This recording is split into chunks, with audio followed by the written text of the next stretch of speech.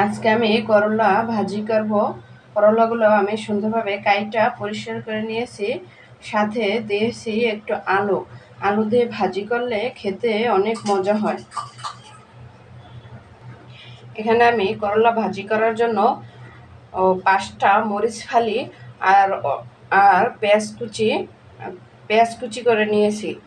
ভাজি করলে একটু মরিচ, পেঁয়াজ, তেল একটু বেশি করে দিতে হয়, তাহলে ভাজিটা খেতে অনেক মজা হয়। করলা ভাজার জন্য দিয়ে দিব তেল। প্যান গরম হয়ে গেল, তেল দিয়ে দিলাম। তেল গরম হয়ে গেছে, দিয়ে দেব পেঁয়াজ কুচি আর মরিচ ফালি। পেঁয়াজটা ভালোভাবে ভেজে নেব। আসসালামু আলাইকুম গাইস, আপনারা সবাই কেমন আছেন?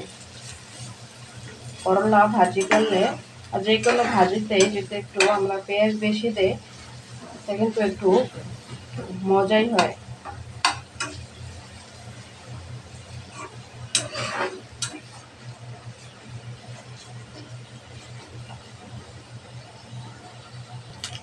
পেঁয়াজটা একটু সুন্দরভাবে নাড়াচাড়া করে নেব, যেন পুড়ে না যায়। করলাটা কাইটা সুন্দরভাবে একটা ঝালিতে নিয়ে নিছি, যেন পানি সুন্দরভাবে ঝরে যেতে পারে। করলায় পানি দিতে হয় না ভাজি করলে, পানি দিলে তিতা লাগে, তাই আমি এই ছাঁকনিতে ছেঁকে নিছি, একটুও পানি থাকবে না। পেঁয়াজটা ভালোভাবে ভেজে নিয়েছি। পেঁয়াজটাও ভালোভাবে ভেজে নিলে ভাজি করি বা তরকারি রান্না করি স্বাদটা বেড়ে যায়। দিয়ে দেব করলা,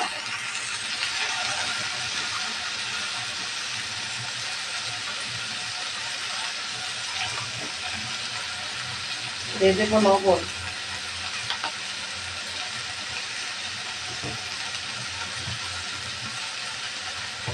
সামান্য হলুদের গুঁড়ো।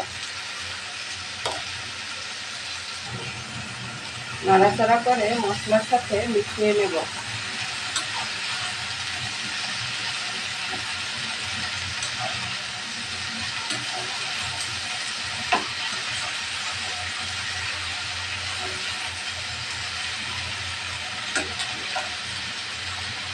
এবার একটা ঢাকনা দিয়ে ঢেকে দেব সিদ্ধ হওয়ার জন্য।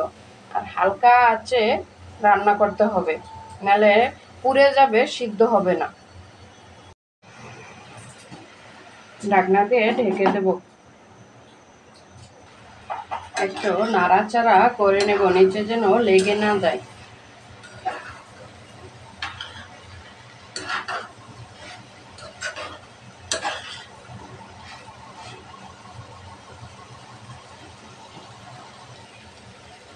করলা ভাজা হয়ে গেছে, দেখুন দেখতে কত সুন্দর লাগছে।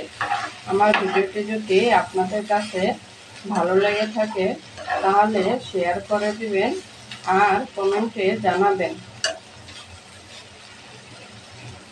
আল্লাহ হাফেজ।